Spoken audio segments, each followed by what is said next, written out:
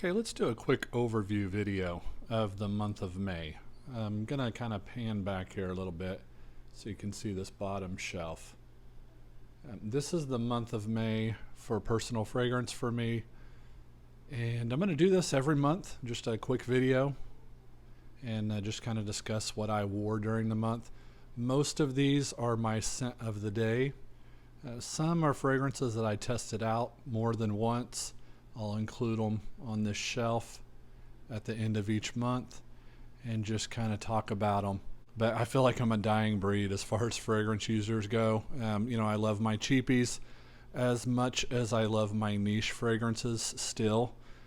I don't neglect them whatsoever. So you're going to see a good bit of a mixture. I know a lot of people always say that once you've been in the fragrance game for a while, you kind of leave the cheapies behind. That is not the case with me whatsoever. I like to get a good amount of wear out of my niche fragrances, my higher end designer fragrances, because, when you spend a certain amount of money on stuff, you want to put a dent in them.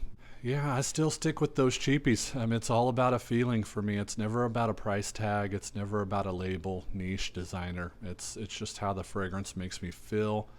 And, let's go through these. I'll kind of mention some of the standout fragrances for me over the month of May. I won't talk about everything individually, but I will kind of mention some of the standout fragrances for me. And before I get started in on this, I'm going to focus in on my scent of the day to finish out the month of May. And it is Maison Francis Kurkdjian Petit Matin. Absolutely top of the line when it comes to lemon, white floral fragrances.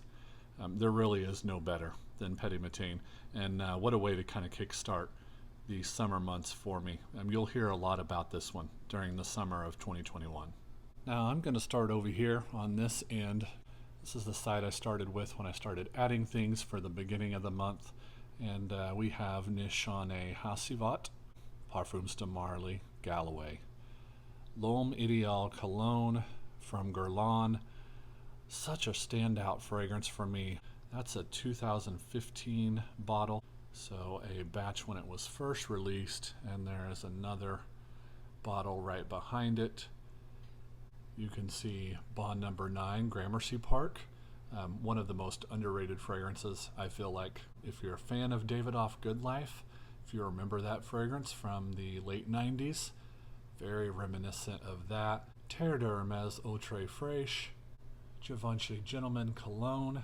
A little bit disappointed in that one. I'm going to give it a few more wears. As you can see, big bottle, just recently got started on it.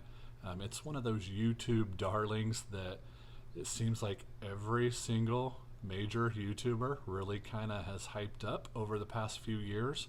I can count on one hand the amount of fragrances that you'll see in a seasonal list that every single one of the major YouTubers has in their top 10, and this one is usually a spring darling for the YouTubers. Don't think that's a coincidence. Not one of my favorites. Just falls very flat for me after that really gorgeous iris lemon opening.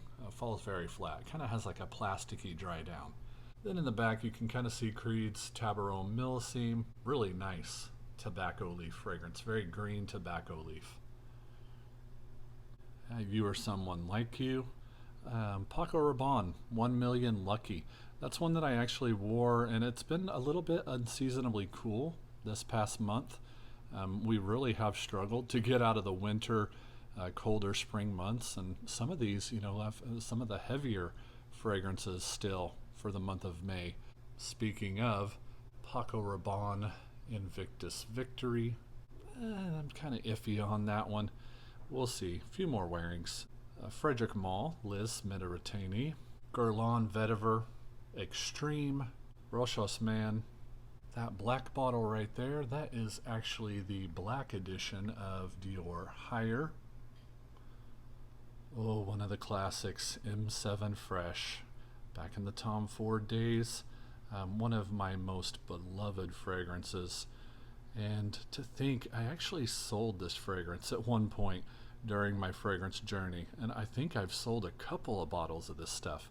That will not happen again, I promise you. I'll keep on this one. I might even pick up another bottle. It is that good. One of the best citrus openings as far as designer fragrances go. Neroli Portofino Forte. There is Azzaro Pour Homme Ginger Lover. Le Parkinzo. Parfums de Marly Sedley. Really nice minty fragrance. Love that one. Another Tom Ford classic when he was with Yves Saint Laurent. That is Rive Gauche Pour Homme Light. We have Virgin Mint from Carolina Herrera back there. There's Petit Matin. Banana Republic 78 Vintage Green. Gonna finish this up with Costa Azzurra and Costa Azzurra Aqua. I actually wore them both on the same day to kind of test them out. Costa Azzurra Aqua is one of my favorite fragrances for the spring and summer months. Parfums de Marly, Percival. A couple of Davidoff Good Life inspirations. Great Life from Dua and The Best Life from Alexandria. As you can see, I'm a Davidoff Good Life fan. It's hard to really say which one I would give the nod to. Great Life is a little bit heavier, a little denser, a little thicker. The Best Life is a little more airy, a little more grassy, a little more floral, slightly touch floral. It's really hard to say which one I like more. I mean, I think that Great Life got the fragrance closer, but it just feels different than what I'm used to from Davidoff Good Life because it was never a very dense fragrance. And we have Essence Vetiver from Elie Saab. That is a Francis Kurkdjian creation. And Nishane Ege to finish out the month of May. I think I included everything. That right there on the end is just a bottle of Isoe Super. Everything, yeah. So a total of 29 fragrances up here. I wore a couple more than one day during the month, which is something that I would really like to start doing more often. That's part of this fragrance hobby that really is a little frustrating because the more you want to continue on with it, the harder it is to really wear the fragrances on a regular basis that you really like because you're buying more stuff, you're testing more stuff, and some of the stuff that you really love kind of has a habit of just getting lost in the shuffle or not worn as often as you want to. That's something that I really want to try to avoid. Some of these were not scent of the days. Some of these were just tested out during the month and tested out more than once. That's the criteria for putting them up here with the scent of the days. Yeah, I think the only fragrances that I ended up wearing more than once this month were Bond No. 9, Gramercy Park. That is a top 10 spring fragrance for me. I'm pretty sure I wore Nishane Ege more than once. And this one right here, Parfums de Marly Sedley, was worn a couple of times earlier in the month.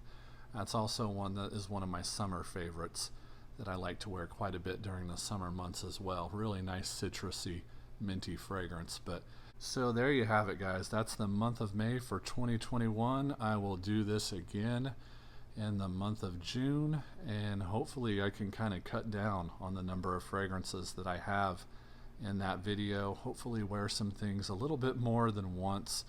I'm going to actively try to wear things 2 or 3 times and really try to get some use out of my absolute favorites. I appreciate you guys watching. Talk to you soon.